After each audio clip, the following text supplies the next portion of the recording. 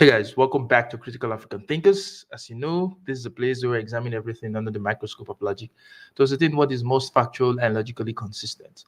So today we are going to be reviewing another debate between Elyon Levi and Mehdi Hassan. They're going to be talking about, is Israel's actions in Gaza, is it justified? Considering the current campaign that's going on in the Middle East since October 7th when Hamas attacked Israel. There's been actions by Israel, and many people have condemned those actions. And so we're going to be going through these debates. I've seen a couple of debates by Mehdi Hassan, and that guy is just a beast. He comes with facts, he comes with the right energy, and he knows how to really, really argue. And so let's see how this conversation goes and see how Mehdi Hassan is able to, carry on this conversation with Elyon Levi. And I'm just going to look at each of the points they're going to be giving and see who makes more sense in the points that they are raising up. So as usual, I'm going to share my screen, and then we can start the show. Like, share, and subscribe to the channel if you're just coming to the channel. And yeah, let's go.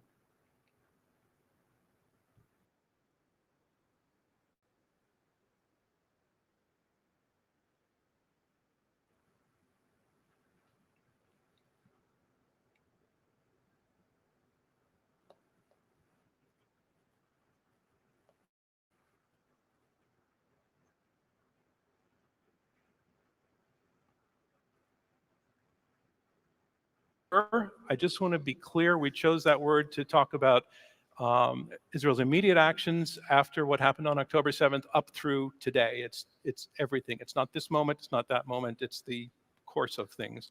Elyon, you are up first. Your answer to the question is yes. The floor is yours. Please tell us why. On October 7th, Hamas perpetrated an act of genocide against the people of Israel. Its death squads invaded with a clear mission: to massacre as many people as they could, as sadistically as they could, and to take survivors as hostages. Hamas had a strategy to lure Israel into an urban war and generate enough suffering that the world would pressure Israel to leave Hamas alone to do it again and again. Hamas slaughtered 1,200 people on that day at a music festival and in their beds.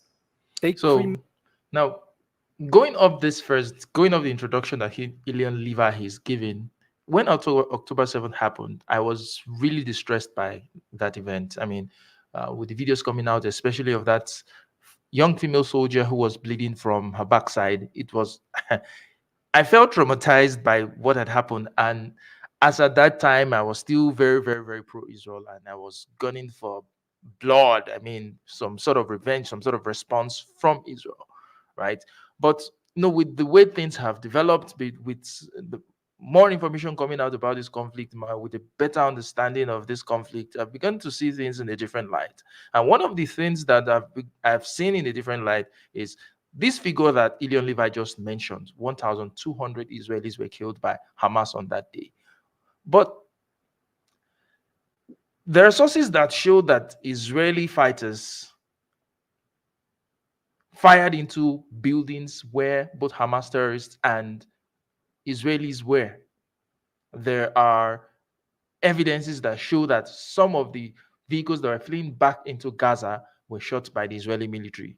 So this 1,200 figure he's putting out there, is that the figure that was killed by Hamas minus those that were accidentally or deliberately killed by Israel itself?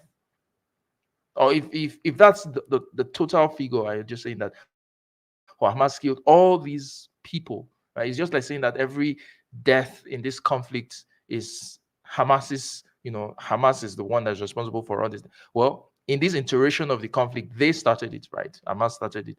However, Israel has some responsibility too in terms of the death count that has been recorded so far. So I just thought it's strange for him to just say Hamas killed 1,200 people. Mated little children alive. They perpetrated barbaric acts of sexual violence. They beheaded, tortured, and mutilated their victims alive and dead, and they did it with glee. And then they took... It goes without saying that what Hamas did on October 7th was terrible, horrible, indefensible. But the question today is Israel's response with what they have done so far, with over 40,000 people being killed, is it justified? Took over 250 hostages, including little children, paraded them through the streets of Gaza to jeering crowds, hid them in tunnels and homes where they are being starved and tortured and raped and executed. It was the deadliest terror attack in world history after 9/11, the bloodiest massacre of Jews since the Holocaust, and the opening shot of the Iranian regime's regional war against Israel on 7 fronts. At this point, Israel faced a choice, as Hamas immediately threatened to do it again and again until Israel was destroyed. To do nothing, or to do something. Both would Well, have to do consequences. nothing is out of question. I mean, if a country is attacked at that scale, it doesn't make any sense to say that they're not going to respond.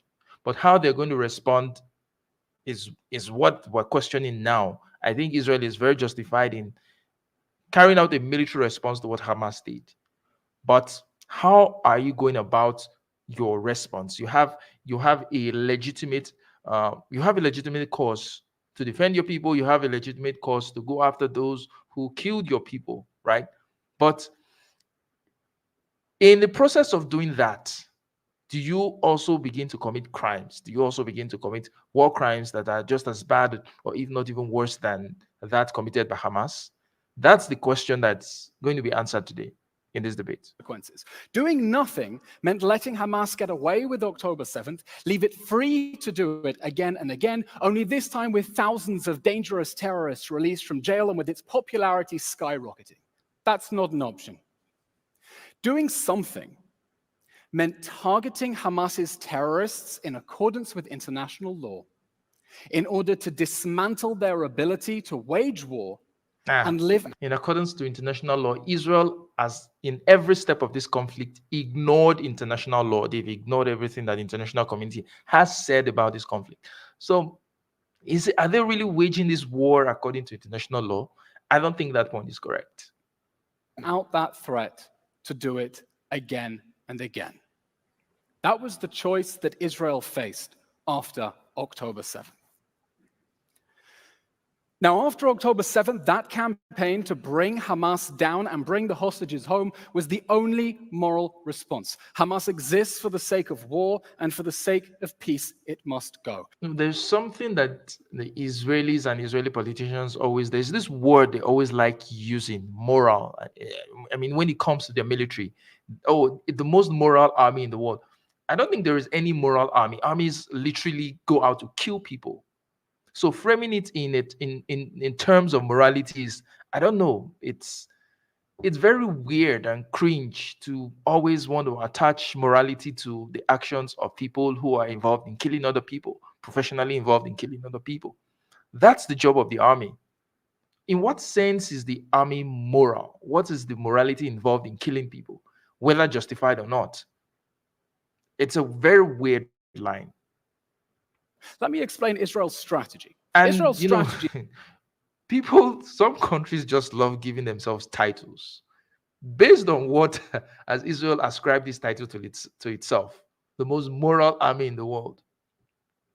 Man. Is to get civilians out of harm's way so that it can target Hamas's terrorist infrastructure under their feet. Hamas's strategy is to keep. But we all know that that's not entirely true, because Israel has bombed civilian centers. Israel has bombed places that he told civilians to flee to, places that were supposedly safe zones. Israel has bombed schools, has bombed mosques. Israel has bombed, cultural centers. It has bombed hospitals. There is no infrastructure in Gaza that has not been bombed by Israel. Even refugee camps where people who are fleeing a conflict were, being sheltered. UN shelters have been bombed by Israel. So, civilians in harm's way so that it can use them to shield their military infrastructure. Israel left Gaza in 2005 and never wanted to go back, but Hamas seized power 2 years later, started firing rockets at our cities, and rigged. But we all understand why Israel left Gaza. It wasn't done from the goodness of their heart. But they knew that, many people in Gaza were calling for a one-state solution. Many people in Gaza wanted to be a part of Israel. They wanted one man, one vote. Essentially, one man, one vote. And Israeli politicians at that time said that this essentially would decimate the Jewish character of Israel. That if this is allowed to happen. So the pulling out of Gaza was meant to stop the peace process, not to facilitate it. That is literally what Israeli politicians said. You can read that up. The pulling out of Gaza was meant to what? Obviate the peace process, not to facilitate it. So when Israel keeps giving this line that, oh, we pulled out of Gaza, we pulled out of Gaza out of the goodness of our hearts. So it was, you pulled out of Gaza, but you control everything that goes in and out of Gaza. That's even worse. That's a military occupation. Gaza's urban landscape for war. They dug a network of military tunnels 1.5 times longer than New York subway under homes and schools and hospitals. They booby-trapped tens of thousands of buildings.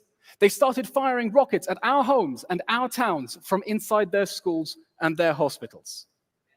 In response, Israel's actions are to target Hamas's terrorists and to take unprecedented efforts to keep their civilians safe from their own leaders' sick strategy to sacrifice them on the altar of jihad. That's why it keeps repeatedly urging them to get out of harm's way from Hamas strongholds and flooding the area. The funny thing is that the Israelis would accuse the Palestinians of being religious fundamentalists, right?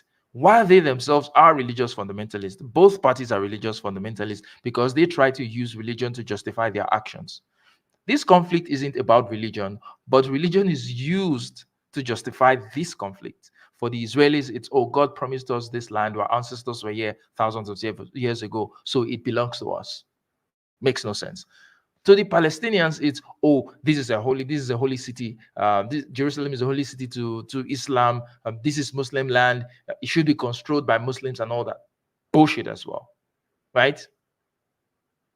So while now they're ignoring the fact that irrespective of the religious conviction of the people that are there at that point in time, people who are domiciled in a place at any point in time are the owners of the land. So it doesn't matter whether there was a Jewish kingdom in that land 2,000 years ago. It doesn't matter what is there at the current point in time. Some people make the argument that, oh, Palestine as a country never existed. So it doesn't matter. The name can change. Even the name Israel was not the first choice when the Zionists started creating their state in the land of Palestine. They had looked at different names to have called that their state, and then they settled on Israel. So it could have been anything, right? But have the people always existed there? Yes. Have the Palestinians always existed on that land? Yes. These were people are partly descended from ancient Israelites, right? And the Muslims that came after them. Just for the fact that they have taken on a Muslim and an Arab identity doesn't mean that they are manufactured, doesn't mean that they just fell from the sky, right? And the Israelis would always make this argument that the Palestinians want to be permanent refugees, that why can't they just move on after 76 years? But you guys didn't move on after 2,000 years. Your justification for coming to kick people off their land was that your ancestors were there 2,000 years ago.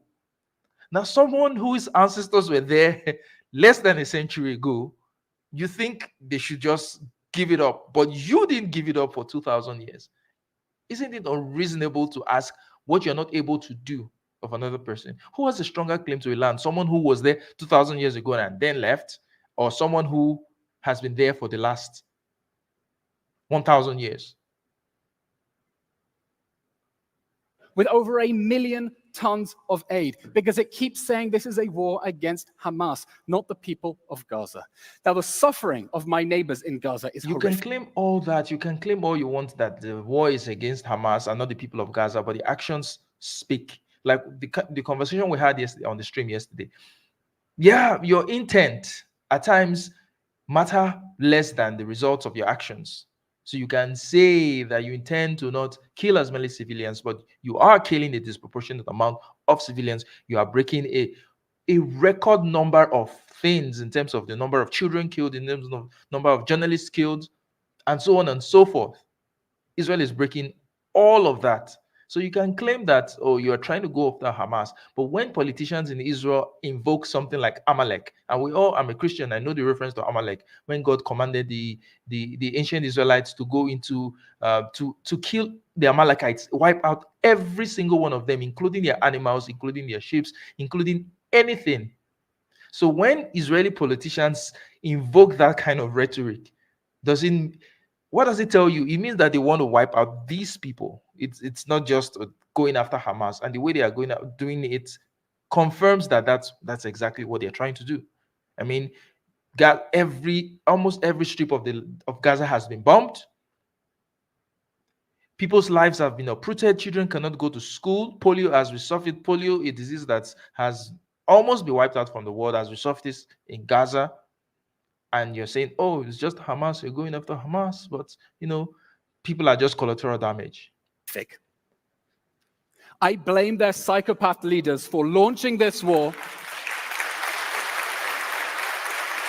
fighting it inside civilian areas, and refusing to release the hostages and surrender. Now, tonight's debate is about whether Israel's actions in the war in Gaza are justified, in a context in which I hope we can all agree none of the enemy's actions are justified. Because we are fighting a jihadist army that has as much respect for humanity and law as Mehdi Hassan has for the truth.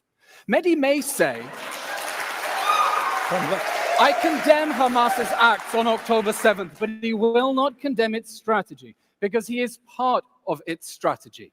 At least Mehdi is able to say he condemns Hamas, right? At least Mehdi is able to recognize that what Hamas did was terrible. But you are not going to admit that your government is doing terrible things. So who has the moral position in this situation? Mehdi has, because he can recognize that this situation is one in which many of the parties involved, or both of the parties involved, have done terrible things. But one side is deluded into thinking that its side is the moral one that hasn't done anything wrong, right? Hamas is counting on its defense attorney to shield it from the consequences of the war that it started and deflect blame onto Israel so it can do October 7th again, maybe because they share a goal that Israel shouldn't exist. Mehdi Hassan will say tonight that October 7th does not justify Israel's actions in this horrible war. My question then is this. Elon, I'm sorry, your time is up. What does October 7th? I'm sorry, your time is up. Thank you.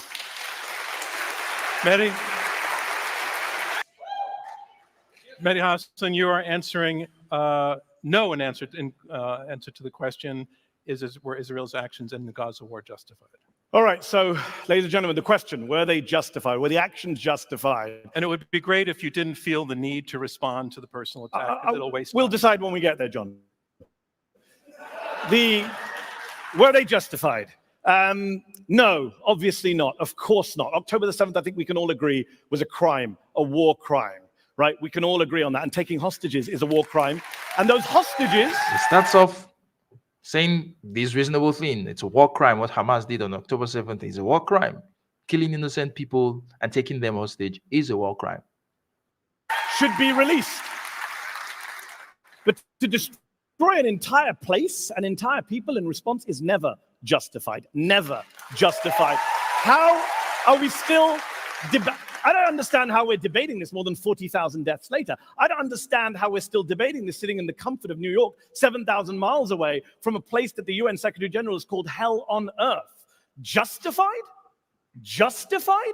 Was Israel justified in carrying out one of the most intense civilian punishment campaigns in history, according to Dr. Robert Pape at the University of Chicago, dropping 500-pound bombs, 1,000-pound bombs, 2,000-pound bombs on schools, hospitals, universities, bookstores, libraries, mosques, churches, refugee camps, apartment buildings, cemeteries, destroying a higher percentage of buildings. The dead Palestinians are not dead enough. Kill them again while they are dead. buildings in northern Gaza than the Allies destroyed in Dresden during World War II, reducing Gaza to 42 million tons of rubble while they got people out of the way? How is that justified? Dropping a bomb, for example, on a 6-story apartment building in central Gaza last October, killing more than 100 people inside, including more than 50 children, with The thing is that you can have legitimate grievances, you can have a legitimate cause, but the way you go about redressing it can be problematic, can be an issue. Do the Palestinians have a legitimate grievance against the state of Israel? I think so, considering that their land have been occupied, considering that they are not given citizenship as a part of Israel or giving their own state, considering that in the West Bank, Israel continues to steal their land. So yes, they are justified. I'm not saying they're justified. They have legitimate grievances against the state of Israel. But that doesn't justify what Hamas did on October 7th in attacking civilians and killing people and, taking hostages. In the same way, Israel has legitimate grievances against Hamas because of the atrocities that Hamas did on October 7th. But that does not justify the killing of innocent civilians that the Israelis are currently doing. So if it is true for one side, why is it not true for the other side? If it is true that the Palestinians have, legitimate grievance, but that doesn't justify murdering innocent Israelis, then why isn't it true that despite the legitimate grievance of Israelis, of the Israeli state, of Israeli citizens and the Israeli government about the actions of October 7th, then why isn't it true that that does not justify the murdering of innocent Palestinian civilians? If you want to be consistent, then you have to say that. But Elyon is not willing to even concede that point. Mehdi Hassan has considered that point. Hamas target in sight, according to Human Rights Watch, with no explanation offered by the Israeli military. Even till today, was that justified, Elyon? Was Israel justified in telling people to go to safe zones and then bombing them and killing them in those safe zones? According to NBC, there were 7 deadly airstrikes between January and April in areas that the Israeli military had specifically designated as safe zones, killing Palestinian civilians like Sabrine Sakani, who was 30 weeks pregnant at the time. She was killed in a safe zone in April. Her little baby, newborn baby, died less than a week later. Was that justified too, Elyon? Was Israel justified in killing a record number of kids in Gaza, 16,000 children, turning Gaza into what the UN has called a graveyard for children, according to Save the Children, killing more kids in the first 3 weeks that were killed globally in each of the past 4 years, killing little kids like 6-year-old Hind Rajab and her 15-year-old sister Leanne, firing 335 bullets into the car they were in. 335 bullets. Well, this man knows his facts. And then killing the 2 paramedics who went to try and rescue them. Was that justified too, Elyon? Was Israel justified in killing a record number of aid workers? It's like Israel has this policy of shoot anything that moves. I mean, remember those 2 Jewish hostages or those 2 Israeli hostages who escaped Hamas captivity and they were waving to the Israeli military. They clearly were not a threat. They were naked and they were speaking Hebrew, were trying to get the attention of the Israeli military, and they were shot. Remember the nuns in the church? They were shot. Remember the staff of the World Food Kitchen? They were shot. So every and anything that moves, there is enough evidence to show that Israel doesn't even care about, targeting only combatants that they're going to kill. They are going to assume that everything is a threat. That's collective punishment. And that's against international law. And Elyon had stated earlier that Israel is, prosecuting this war in accordance with international law, which is false. Is in Gaza, right? A record number. Targeting again and again, systematically, car by car, according to Chef Jose Andreas. A specifically, explicitly marked World Central Kitchen aid convoy killing 7 aid workers in the process. Was that justified? Was Israel justified in starving the people of Gaza, using food and water as a weapon of war, to quote both the EU and Oxfam? Was Israel justified in blocking aid trucks from going into Gaza simply because they carry things like crutches, nail clippers, and even chocolate croissants, according to the Washington Post? Was Israel justified in raping, sodomizing Palestinian detainees who are charged with no crimes whatsoever? Putting hot rods up their rectums. Amputating their limbs, according to CNN and the New York Times. Was that rape and torture justified, Elyon? Israel, according to the ICC chief prosecutor, who put out a statement calling for the arrest of Elon's former boss, Benjamin Netanyahu, said that Israel may have military goals, legitimate goals, but the way they're carried out, killing innocent people, starving people, is criminal, he said. Criminal, think about that. I agree with that. They have legitimate cause to carry out a military operation against Hamas based on what Hamas did. But that doesn't justify whatever the hell they're doing in Gaza right now. Elyon Levi is a former spokesperson for a man who the ICC chief prosecutor once arrested for war crimes. Elyon himself has produced a number of lies, sorry, John, in service of those war crimes. He has a bunch of tweets still up tonight which say that babies were beheaded on October the 7th, babies were baked in ovens, babies were ripped from their mother's wombs. October 7th was bad enough, but Elon had to exaggerate it for atrocity purposes. Those tweets are still up. Why would you trust anything this man says to you tonight? Look, he's here. He's here. He's here to gaslight you, to defend the indefensible, to excuse the inexcusable, to justify the unjustifiable, but you don't need to. Tonight, you can choose to be on the side not of cruelty, not of criminality, but on the side of the innocent people of Gaza who are being killed as we speak tonight, as we speak, by Elon's former colleagues in the Israeli military on the orders of Elon's former bosses in the Israeli government. So yes, I choose to oppose this horrific and homicidal motion. Thank you.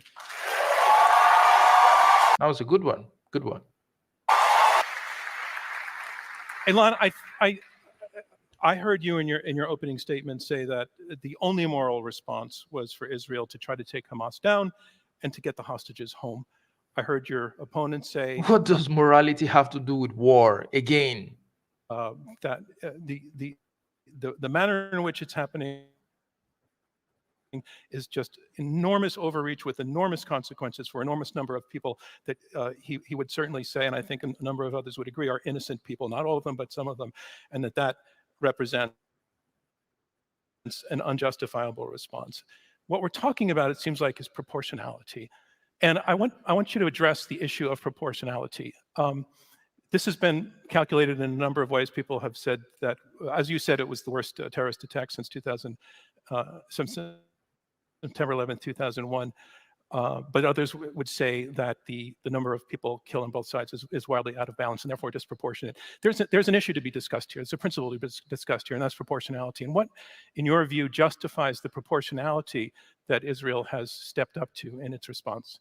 And again, because I want things to move back and forth, I'll probably jump in on you after about 90 seconds, just so you have a sense. Israel's response is proportionate to the threat that we face, which is the threat of annihilation. After perpetrating the savage atrocities of October 7th, the first thing Hamas did was deny that it did them. The second thing that it did was to threaten to do it again and again until Israel is destroyed. That is what is at stake. If this war ends with Hamas free, emboldened, and empowered to perpetrate more October 7th massacres, thinking that the world will keep saving it from the wars that it started. Now, proportionality is a term in international law. It doesn't mean that if they kill 1,000 people, you kill 1,000 people and call it quits.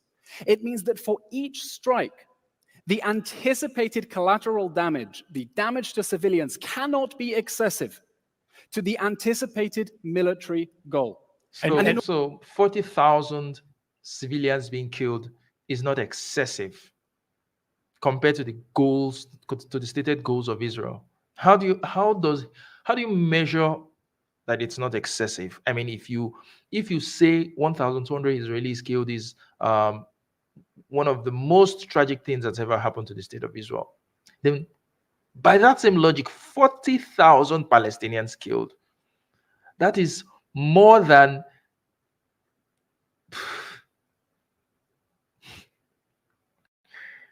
And your argument is that has been the principle Israel has observed. Every military expert who has observed Israel's military efforts, including just recently in the Times, the Deputy Supreme Commander of NATO, has said that Israel is fighting in the most complicated urban battlefield that the world has ever seen, and he's satisfied that its rules of engagement and standard procedures are at least as rigorous as the UK and other Western allies. That's the former Deputy Supreme Commander of NATO. Mehdi. I actually want to agree. I want to agree with something Elon said. Proportionality is a difficult subject, and we shouldn't talk about this in abstract. X number here, Y number there. Let's talk specifics. The problem with a lot of spokespersons of Israel, they want to talk in abstract. I want to talk in specifics. So if we talk about proportionality, we talk about discrimination, we talk about war crimes. Last October, shortly after October 7th, Israeli forces struck a 3-story residential building in Gaza City. They killed 15 members of the Al-Dos family, 7 children. According to Amnesty International, the survivors say no warnings. Elon told us there were warnings. No warnings were given to evacuate. Amnesty found no evidence of any military targets in the area, and Israel to this day has offered no explanation for that strike. So for the dead Al-Dos family members, Elon, can you tell us why they were killed? Mr. Hassan, the IDF does not owe you immediate answers, and the fact that Amnesty speaks, the fact that This Amnesty is a trust me, bro kind of thing, right? You have stated earlier that what Israel does, the innocent civilians that are killed, their collateral damage, but there's always a stated military goal to, that justifies any amount of collateral damage. Now you've killed 15 members of a particular family. What was the military objective of that strike enough to justify killing those 15 people? And now you're saying, we don't owe you an explanation. I think you owe the world an explanation when you do something like that. If you're going to use international law as the basis for justifying any sort of collateral damage, then you owe the international community, certain answers. If you're using their principle, then you owe the international community certain answers as to why that action is justified, why those 15 people had to die, what was the military objective in carrying out that strike. But he's just going to, not answer it. Amnesty speaks to local witnesses intimidated by Hamas does not mean that there was not a military target. But was there? So this question isn't to Hamas. This question isn't to the people there. This question is to you. You definitely had military intelligence that something was up in that place. That's why you carried out a strike. So what was it? What's the evidence? What's the compelling reason for carrying out that strike that killed 15 innocent people? Israel has never said there was a military target. Hamas booby-trapped 40% of Gaza's buildings. But that's not the question that was asked of you. You were asked of a very specific incident. What? So were there booby traps in that? If there were booby traps in that apartment, please say it so we know that you were trying to get rid of that. But you're making very general statements, right? When you were asked a very specific question. Very Jordan Peterson of you. It dug tunnels underneath homes and schools. We're back to generalities, Elon. No, not Why did generalities. you kill 15 members of the Al-Dos family? I do not know, and I do not need to explain you every do. single strike. You do. That's what you're here today. Mehdi, no, hold Mr. it. Hassan. So you're in a debate and you do not need to explain your position. That's ridiculous. If you're making claims in a debate, then it falls on you to be able to prove your point. It falls on you to provide evidence for the point that you are giving, especially in a real world situation. This is not just a theoretical debate. This is about a conflict that is currently going on. So you claiming that you don't owe any explanation to the person you're debating is bollocks. Because in this war, Israel is seeking to neutralize the threat of a terrorist army that has a deliberate strategy. I'm going to have to get the mic cut sacrificing switched, innocent please. civilians. Thank you. Sorry, go ahead.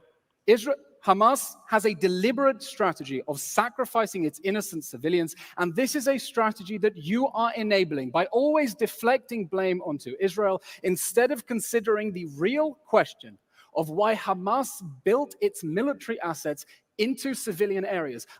But Mehdi Hassan had already considered the point that what Hamas did was terrible. So he's not pushing all the blame on Israel. He has said that October 7th was not justified. He has also said that Israel has, the right to carry out some sort of response. His issue is how the response is being carried out. So, this framing doesn't make any sense, and it's not true. Under international law, Israel is obligated to give precaution where those feasible precautions are possible. Okay, and it has done that by let Mehdi come in, please. I need to say two things. I think this precaution thing that Israel does, they just do it for photo ops, right? Because why are you giving warnings to the people you're fighting, knowing full well that Hamas, they're going to get wind of that warning and they're most likely going to move their fighters, they're going to move their assets, they're going to move their whatever. And from what I've even learned, the warnings come so short and within minutes or within hours of the warning coming where people are not even able to move and then the strike comes in. So it's a way of posturing to the world that they are this moral, oh, we give our enemies warning for them to get out of the way before we strike these places. But in actuality, the warning doesn't achieve anything, in the sense that the fighters who have the mobility and the resources to move would actually move faster than the innocent civilians who will be trapped in a place that will be bombed in a few minutes' time.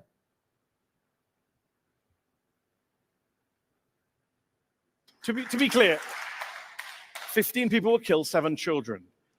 You were spokesperson for the Israeli government at the time. Israel has never given an explanation. When you say I do not need to explain myself, you literally do. You were the spokesperson for the government that committed a war crime, and you came to a debate tonight to defend war crimes. So you literally do.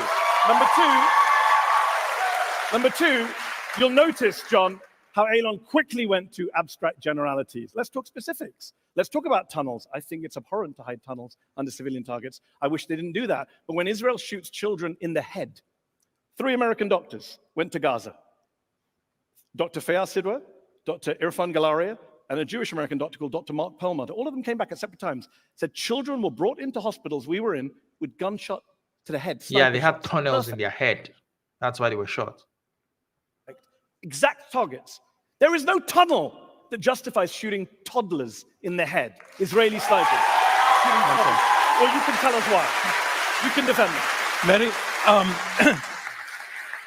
Mehdi, forgive me for going abstract, but I do want to go to some principles here. So you are listing a number of specific incidents that you feel cumulatively add up to a very, very much an overreaction. War crimes, John, not an overreaction, war crimes. All right, you call them war crimes. Not so much in the abstract, but what would have been an appropriate response to what happened that would not cross the line to proportionality? It's a good question. It's a great question. So I'll answer that in 2 ways. One is, I'm not someone who has ever, and you can look at my record on this, whether it's the UK, the US, both of my countries, I'm American, British. I've criticized targeted assassinations, even by the US and the UK. I'm the loser, and people in New York, there's going to be an unpopular statement, who says that people like bin Laden should be tried, not assassinated. That's who I'm, a stinking liberal. But given we live in a world where America, Britain, Israel, multiple countries, India is now accused of targeting its enemies, killing its enemies, you could have tried to take out the leaders of the group without wiping out the entire place. I find it interesting that Israel, hold on. I find it interesting that Israel was able to pinpoint kill Ismail Haniyeh in a house in a foreign country. But when it comes to Gaza, when it comes to the Gaza Strip, they had to wipe out the whole place. They had to reduce it to 42 million tons of rubble. And one final point, I just got on factual points. Elyon, they're not your neighbors, they're people you occupy. Exactly. They're not, and then Palestinians are not your neighbors, you occupy their land. I'm hoping you'll let point number 2 slide, and please take on point number 1. But Mehdi's saying that there would have been a self-defense response that he feels might have been more appropriate, that he also feels would have been within the capability of the Israeli military. What's your response to that? Notice the general pattern of argumentation we're seeing here. Gosh, October 7th was terrible. Hamas shouldn't have done that. Gosh, Hamas built tunnels under schools and hospitals. It shouldn't have done that. The question is what Israel may legitimately do once No. That's not the question I asked you. No, but I'm explaining. It's what you did. And his response. It's what you did. And Mr. Hassan's response is, well, if Israel could take out a terrorist leader thousands of miles away who wasn't expecting that he could be targeted, surely it can reach the terrorists who are hiding inside a bunker under a hospital, probably surrounded by hostages as human shields. Hamas rigged the battlefield.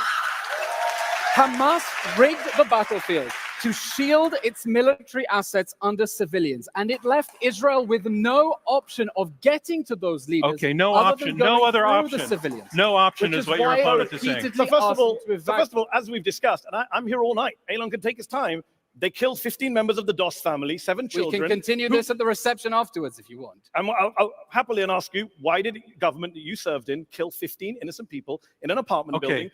Hold on, this is very important, because there's no evidence Hamas was there. He's not even tried to make that claim. Mehdi, just in the interest of time, you've asked it. It's become a rhetorical question. It's crucial to the argument. He's saying there was no tunnels. When he says there was no other option, what is your response to that? Well, no one in the world agrees with that. That's why Israel's become a pariah in the world, because even even What even was the hold on, option, even, Mr. Hassan? Even What would even you have Joe had Biden, us do? even Joe Biden, the most What does October even 7th Joe Biden. justify? I already answered that question. Even Joe Biden, the most pro-Israel president of my No, lifetime, who I has think backed that's a Israel very with valid what? question. I think it's a very difficult question to answer. I think it's the most difficult question that can be posed to, the pro-Palestinian side. What do you think Israel should have done? What is the legitimate course of action that Israel can do, should do? I mean, anything Israel is going to do is going to be messy, right? I don't think it's going to be pleasant for anyone, considering the scale of the attack of October 7th and the response that Israel has to respond, right? But even after conceding that point, we very clearly see that Israel is using overhanded tactics in Gaza in terms of collective punishment, in terms of carrying out needless military action, in terms of killing innocent people, using sniper fire. Even when Palestinians were out there trying to collect food aids, they were shot at. There is just so much information that shows that Israel is not doing its best to minimize civilian casualties. If they're actually doing that, then they probably would have more goodwill from people around the world. They probably, my problem with Israel is just the lies. I should be more sympathetic. I am sympathetic to them. Prior to now, I was very sympathetic to Israel. I was of the stance that all the Palestinians were the troublemakers, or they're all terrorists, and yada yada yada. All the typical stuff that you would want to. That's very famous about the Palestinians, until I began to read more about this conflict, and I began to see that these people have actually been there's a grave injustice done to them. There's a grave injustice done to them, and this goes back to what the solution of this conflict would be. Bombing Gaza is not going to solve this problem, except you kill everyone in Gaza, except you kill every single Palestinian, which is not going to be possible, right? You're just creating a fertile ground for more extremism. You're creating a fertile ground for more extremists. It might take 10 or 20 years, but these people whose fathers you've killed, whose children you've killed, you think they're just going to take it and let all be done, right? When the root cause of the issue is still there, the occupation is still there, they don't have a state, they don't have equal rights as citizens, their land is still being stolen. You think they're just going to give up?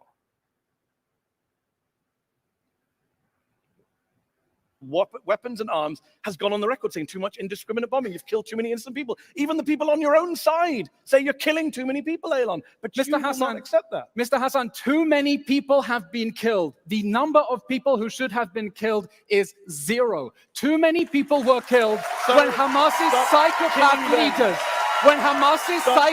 leaders, who are funded by your paymasters in Qatar, maybe you share a slap. All right. Let's please bullet with that. I'm Hey, going to respond to that. No. It's another cheap shot, and I don't want to entertain cheap shots. I want to go to you, Elon, with Yeah, this but question. why do you allow When you cheap shots from someone for one party and do not allow the cheap shots from the other side? say that the war is justified, killing in war can only be justified if it serves a greater good. What's the greater good that's being served at this moment? Mr. Donovan, this war is not justified because Hamas should not have started this war in the first place. Well, the question is whether The question you are Now, arguing. the question you're could go answering the back question. and say that Israel should not have started its occupation of Palestine in the first place.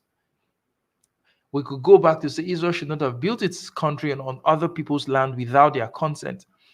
I can understand I understand the reason for the existence of the state of Israel, considering what Jewish people had gone through in their history, considering their checkered history in Europe, right? But I don't see how the Palestinians have to pay for what Europeans did to Jews. I don't see how they are the ones that have to bear the brunt of whatever happened to Jews in Europe. I understand why Jews would want a safe place. I understand that perfectly. But you don't rob Peter to pay Paul. Question, yes, Israel's actions are justified. The response is an attempt to prevent the next October 7th massacre. Well, on October 7th, Hamas showed us what it was capable of doing, and they immediately went on TV and said October 7th October 10th, October 1 millionth. Everything we do is justified. We're a nation of martyrs, they said. We're proud to sacrifice millions of martyrs if that's what it takes. And we are trying to stop October 7th and to do so in a way that right. minimizes the cost to their civilians. Let me just deal with the last point and the previous point, which is the idea. Let's just be real here. And a lot of military experts say this, but you don't even need military experts. You just need common sense. The idea that you prevent another October the 7th or that you destroy Hamas by making tens of thousands of Palestinian children orphans is insane. It doesn't protect Israel. Forget Gaza. It doesn't protect Israel. And let me just deal with this classic. My paymasters in Qatar. Yes, I host a show for Al Jazeera English. Let's just be very clear. In December, the New York Times published a very, very long piece. Very important here. It's relevant to the debate. The New York Times. All right, make it relevant. Please make it relevant. New York Times published a very long piece which said a month before October the 7th, the head of the Mossad, David Barnier, went to Doha, Qatar, and the Qataris said, "Do you want us to keep sending money to Gaza?" And he went back to Netanyahu. He said, "What should I say?" And Netanyahu said, "Yes, please." And he went back. He said, "Yes, please send the money to Gaza." Elyon went to work for the government of Benjamin Netanyahu a month afterwards. He's never apologized for that to the Israeli people. Benjamin Netanyahu's never apologized to that to the Israeli people. So if anyone should answer questions about Qatari funding of Hamas, allegedly, reportedly, whatever you want to call it, it's the Israeli government that facilitated it for many, many years. So there are two sides to this, to this point, right? Should money be sent to the people of Gaza? Do they need funds? Yes, I think they do. Should the Israelis have considered that happening? Yes, I think that. I don't think this is a smackdown of Netanyahu, except of course Netanyahu knows or knew that these funds were going to be, poured into terrorist activities. Except they know that these funds were going to be used to procure weapons and all those other things, which I think they knew, right? Because I know that the Israeli Prime Minister Netanyahu has been on video, essentially saying that Hamas or whatever extremism is there in Gaza inside of the Palestinians works to their favor. The Israeli state needs the Palestinians to be extremists to justify their occupation. They don't want a peaceful resistance. No, they don't want that. They don't want a South African style peaceful resistance, because that would totally decimate the Israeli argument. It would totally decimate the need for them to steal more land or to keep putting the Palestinians in, under occupation. So whatever they're going to do, whatever they can to prop up a violent extremist organization amongst the Palestinians, they're going to do that just so they can justify whatever they're doing and say, "See, I told you we can't let our guards down. We can't give these people citizenship. We can't give them a state because, they're terrorists." So it works in their political favor, even though it doesn't work in their security interest in the long run to have, that sort of extremism. But, they're smiling there. Why did the Israelis not agree to a deal to bring more of the hostages home? Because if all the hostages are home, then what justification do they have to continue a military operation in Gaza? None. But as long as they are still hostages, of which Israel has bombed the shit out of the whole place, and you're not even sure that any of those hostages are still alive, then there is a justification to keep on the bombardment of Gaza, while claiming that we will continue this till all the hostages are home. That's what they're doing. That's the simple game they're playing. In that government, he's the spokesperson for that government. It was a terrible mistake to allow Qatari money into Gaza on the mistaken belief that if we improve civilian life in Gaza, create jobs, create opportunity, Hamas's psychopath leaders won't launch this war. They went straight on TV and said, "We tricked the Israelis. We made them think that we were concerned about the civilians in Gaza, all the while we were taking that money to build the tunnels and the weapons and the rockets we are firing at Israel." Did the Palestinians tell you that they wanted a better life? Did they tell you that that's what's most important to them, that they want jobs? No, they want freedom. They want the right of self-determination. That's what's most important to them at this point in time. Maybe after they get that, then they can care about state building and some other things.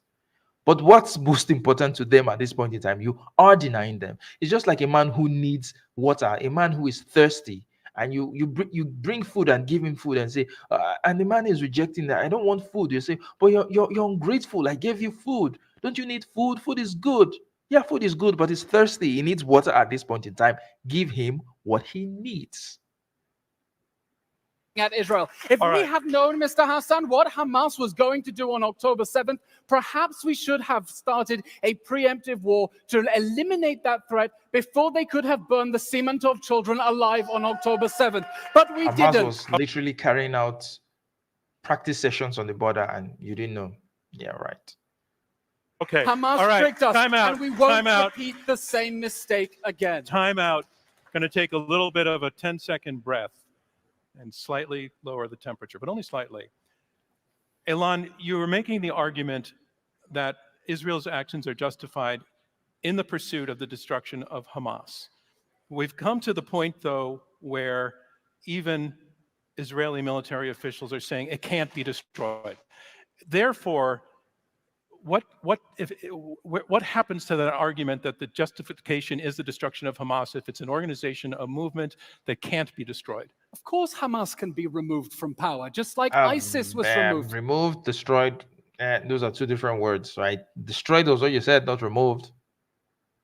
From power. ISIS is now a terrorist And organization. The funny thing is, even if Hamas is removed from power, does that change anything? Another group will just come in and fill in the vacuum, because the conditions are still very ripe for extremism to thrive.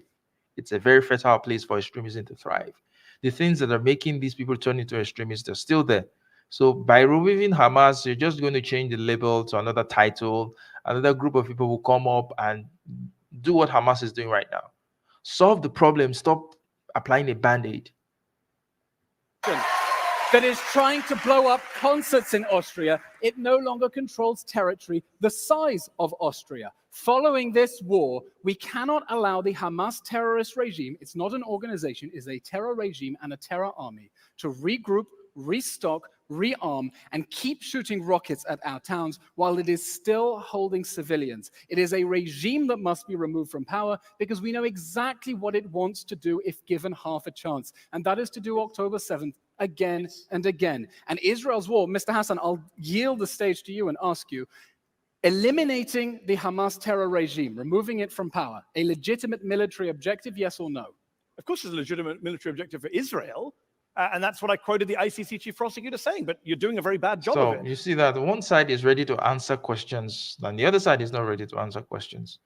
You know, Mehdi Hassan has been very upfront, very open to answering even yes or no questions from Elyon. But Elyon isn't answering any of the questions, he's just dancing around them. What's interesting? Do I understand that after October 7th? Do I understand? No, because I want to clarify and understand we're on the same So page. he probably was expecting Mehdi Hassan to dance around it. And Mehdi Hassan has answered, so he's trying to press home. He's trying to get him to say some other things that will say, oh, you're not going to answer the question, or you're dodging the question. Guy who can't answer why you killed 15 civilians. That we are on the same page. Do you agree that I'll answer your questions when you answer 7th, mine. it was legitimate for Israel to remove the Hamas terror regime in order to prevent another October 7th? It's a yes or no question, Mr. Hassan. No, it's not. It's a loaded question. I'm going to say it was legitimate for Israel to defend its citizens inside of Israel. It's not legitimate to occupy Palestinian territory for decades on end. And let me answer. Can I actually answer what you came to me for? If I can rebut. Let me answer John's question. Let me answer. Elyon, you've had about 2 or 3 minutes in a row. Go ahead, You asked a very interesting question of Elyon. You pointed out that he keeps saying, notice the sleight of hand. You said that he said, and he said it many times, not just here, Hamas should be destroyed. When you asked him, Israeli military experts in general say it can't be destroyed. Notice what Elyon said? He said, remove from power. Quickly move the goalpost there, because he knows that Hamas can't be destroyed by these means. In fact, the former head of Israel's military... In fact, there's no goalpost. Elyon doesn't have any goalposts in this conversation. It's just bare field. Finish my point. The former head of Israel's military, who was a member of Netanyahu's war cabinet, he said earlier this year, quote, anyone who says you can destroy Hamas is telling tall tales. So it's not me calling Elyon Levi a liar. It's the former head of the Israeli military. Mr. Hassan, from the beginning, Israel has said that its goals are to remove Hamas from power and dismantle its ability to wage war again and to live up its threat of repeat October 7th. And that is why I ask you, after October 7th, was it legitimate for Israel to remove Hamas from power in order to eliminate the threat of repeat October 7th? Yes or no? Very simple answer. Israel has the right to defend its citizens in its territory. It doesn't have a right to be an occupier. It doesn't have a right to... Let me finish the point, because you think they're your neighbors. The International Court of Justice says Gaza and the West Bank are occupied. They've been occupied every day since 1967. You did not withdraw in 2005. You blockaded. I'd like to explain. I'd like to explain what the purpose here is and of the legal fiction. And I've already answered the question, Elon. I've made the point that even if I was an Israeli general trying to destroy Hamas, killing thousands of innocent people only helps Hamas. Every terrorism expert in the world says you're a recruiting sergeant for extremist groups when you go and kill innocent civilians. Mr. Hassan, whether Why can this you not war, understand that? whether this war, Time out, Elon, time out. I have a question for whoever wants to jump on it. Is Israel's war in Gaza making Israel more secure? When this war began, Hamas had a fearsome missile arsenal that rained thousands of missiles on our cities. I had to keep running into a rocket shelter. Israel has now eliminated. Israel has the funny now thing about military weapons is that they can be produced again, they can be procured again, as long as there is a need for them, as long as there is a justification for them, as long as there is fertile environment for people to want to arm themselves. So just merely destroying those weapons doesn't do anything. It may do something in the short run, but on the long run, I mean, is Israel really going to keep being aren't Israelis tired of constantly being at war with their neighbors? Is it not exhausting to live in this way? Why not find a permanent solution to this problem? Isn't it mentally exhausting? Isn't it draining on the Israeli economy? I mean, some part of I think northern Israel have been evacuated because of the rockets from Lebanon, from Hezbollah in Lebanon. So is this how you're going to keep living generation after generation after generation after generation, being in a constant state of war? And nothing lasts forever. I mean, you're not going to be the strongest force in the region forever. So what happens when you're no longer the strongest force in the region? What happens? Eliminated the threat of rocket fire from Gaza. But you need to eliminate the threat totally. The rockets are not the problem. Like they say, guns don't kill people. People kill people. Right? So friendly country, if you have a friendly country around you, whether they have all the arsenal in the world, wouldn't matter, because they're not going to use it against you. But when you have hostile people and your actions are what is making these people hostile towards you, then it doesn't matter whether you destroy their house now, they're going to build it up again, and then they're still going to attack you. So why not look for a solution to this problem instead of just kicking the can down the road? Cut off its smuggling routes. It has destroyed its missile silos, and it has destroyed Hamas's weapons capabilities. That alone has made us safer and makes it easier to sleep in our beds at night. Three quick things. Number one, the Israelis went to Supreme Court recently, and they were having an argument in Israel's Supreme Court, and they put in the official filing that we do not control Gaza. Even after all this time, Hamas is still in control of lots of parts of Gaza. So they say the honest stuff when you're not looking. Number two, I interviewed Ami Ayalon, former head of Shin Bet, former Israeli admiral. He said very explicitly, Israel will not be safe until we give Palestinians freedom. This is his words, not my words. And number three, I'm glad you had a bomb shelter to protect you, because the Al-Dos family in Gaza did not have a bomb shelter to protect them. Okay. Another question. We have not yet talked about the hostages, and we should. Is Israel's action in Gaza going to is it for the benefit of the hostages? Absolutely. Israel is fighting to bring the hostages home while Hamas is starving and torturing and raping them. So if Israel is doing that, I mean, the Hamas part may not be disputed. That's what they're doing. But Israel's part is also disputed. You're bombing where the hostages are supposed to be. what are the odds that he would have accidentally killed some of the hostages? The odds are very high. We managed in November because Hamas was being clobbered and it wanted a breather. They released nearly half of the hostages. We've sent in special forces to rescue hostages in raids my opponent has condemned. Israel is fighting to put the military pressure on Hamas to release the hostages, but Hamas doesn't want to release the hostages. And the reason it doesn't want to release the hostages is that it knows that the longer this war goes on and the more suffering it generates among its own people in Gaza, the more it advances its own goal of isolating Israel. And Mr. Hassan, and Israel is playing along, knowing this is Hamas's goal. Israel is just playing along. It pains me that you do not seem to realize the role that you play within Hamas's strategy when you deflect blame onto Israel. Never demand any accountability. Never demand any accountability from the Hamas regime. When you know that Hamas's goal is to maximize suffering, you give it a reason to drag on this war. If you want it to let the hostages go, you should tell of all Qatar the nonsense to you've said pressure tonight, Hamas to free the hostages. of all the demonstrably untrue things you've said tonight, this is the big one. So apparently, if you want a deal to end the war, you're enabling Hamas's strategy. No. That's what you just said. No, I'm I did enabling not. Hamas's strategy. So, But you have systematically undermined every leverage Israel has to free the hostages. you know who's Mehdi, undermining? stop pretending Can I you answer care the about question? the hostages. Of the two of us, hold on. Of the two of us, whose strategy has released more hostages, mine or yours? Because I supported a ceasefire. And we got, hold on. Our strategy, Can I your finish? strategy is to give cover for Hamas's war Can I crimes. finish? Let him finish, please. Over 100 hostages were released last November in the pause, in the ceasefire deal. A lot of Israelis wanted that to continue.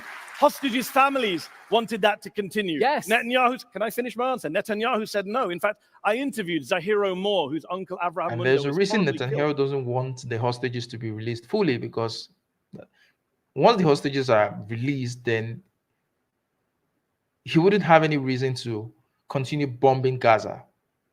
But as long as there's still hostages there, it works in his favor. He can really say, well, the hostages are still in captivity, so we have to continue our military operation. That's his thinking. That's his logic. In Gaza. Zahiro Moore, by the way, was arrested today. He's been arrested and attacked by the Israeli government that Elyon served in multiple times. He said to me, Netanyahu and the government that Elyon was part of, always choose the wrong way. Ever since October the 8th, everything they do is directed at not getting the hostages back. That is the plain truth. That is the nephew of a hostage. They don't want you to hear about the hostages. Elyon and people like Elyon use the hostages as political pawns. The hostages' families are standing on the streets of Tel Aviv opposing the Netanyahu government, calling for a ceasefire, calling for a deal. They don't like Elyon Levi. They don't support Elyon. Mr. Hassan, how many hostage rallies have you spoken at? How many hostages' mothers have you embraced and hugged them and told them, I will Here comes the Karen. here for you, whatever you need. I was at Central Park. I was at Central Park last Sunday at the rally for the hostages. You were not. Mr. Hassan, if you really care about the hostages, let me ask you, we got I a have little a stunt going spare on hostage pin here. here. Oh, If wow. you want to show Like them he you did care, not, you're welcome. like he did not totally rehearse this move beforehand. Yeah. So spontaneous, Karen.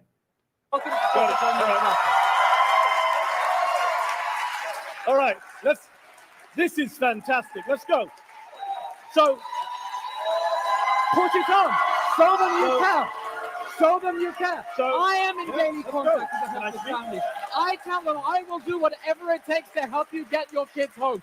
Show them you care and stop trying to exploit the Okay. suffering. Elon, allow him to respond. You've got your bit of stagecraft. So Please take it. Let's be clear. You saw the very, very performative outrage there from Elyon there. To be clear, don't you lecture me about hostages when your government has killed more hostages than it has rescued. That's on you. That's on you. And That is on Hamas. That's for this. That is on Hamas. Hamas. I noticed that they don't say Hamas anymore. They are now saying Hamas. Are they tired of saying Hamas? All right. I need to finish this point. I'm going to let you finish this point, and then we're moving on. I will happily support this pin because I support the release of all the hostages and no, let me finish. And I support the release of thousands of Palestinian detainees being raped and tortured and children. Do you support that? Let's wear it together. Do you support the release? Do you support the release of Palestinians? I do not support, do you support the release of Palestinian children? Do you support the release of Palestinian children? You see, this is the Israeli logic. Every Palestinian is a terrorist in their eyes. So whether they're children, whether they're women, whether they're people who were just throwing rocks, they're all terrorists. I mean, how can you be that uncharitable? These are the sort of lies that, this sort of silly lies is what makes me, I just say I can't, it's crazy. And anyone who is They're literally Palestinian civilians who have been held captive in Israel for years without trial, nothing. They just held. Are they not? Is that not a kidnapping? So when a state does a kidnapping, it's legal. Space here. If you're going to put people in prison, how about go through the normal judicial process, convict them of something, but you just hold them indefinitely? That's kidnapping. To the question. Mr. Hassan, he won't be on the hostage. I support the release of all innocent people. Mehdi? Doesn't. All right. So that's, that's the debate between Elyon Levi and Mehdi Hassan. And from my own assessment of this debate, I saw that Mehdi Hassan came with a lot of facts. He came with a lot of evidence to buttress his point. He was ready to concede certain points. He was ready to be charitable. He was ready to answer questions. And that cannot be said of Elyon Levi, who just obfuscated all through the conversation, who was not willing to answer questions, answer direct questions, who was speaking in generalities, who was not being charitable at all, who was, everything was to his own. He wasn't even willing to move any inch, any ground. He wasn't willing to give evidence. He just made his claims. Now, October 7th is terrible, was terrible. Nobody can justify that. Nothing justifies what Hamas did on October 7th, even though the Palestinians have legitimate grievance against the state of Israel. As well, Israel post-October 7th has a legitimate grievance against the Palestinians and against Hamas for what they did. But that doesn't justify the current bombardment. That doesn't justify Gaza being reduced to rubbles. That doesn't justify the number of children that have been killed. That doesn't justify the number of innocent civilians that have been killed. None of that justifies it. So we can sit here and just talk about these conversations, and it's really a stain in the conscience of the world that this is allowed to happen to the Palestinian people. Right? Is it because they're Muslim that people don't really care that this is happening to them? Well, that's the conversation I'm having for today. Luke Bovine, thank you so much. How you doing? Yeah, I said I'm doing the Lord's work. Well, I'm just trying to do the little bit that I can, trying to be as logically and intellectually consistent as possible, and speak the truth every turn I go, everything I can do to say what is right. I'm not taking any sides in this conflict. I understand that both sides are finding themselves in a very difficult position and difficult situation, right? And I think that they have a lot of things to work out. But it's crazy that the lives of innocent people are sacrificed as pawns in a conflict of politics and land grabbing and all those stuff. So that's the show for today. Thank you so much for coming, guys. Like, share, and subscribe, and I will see you in another live stream. It's bye for now.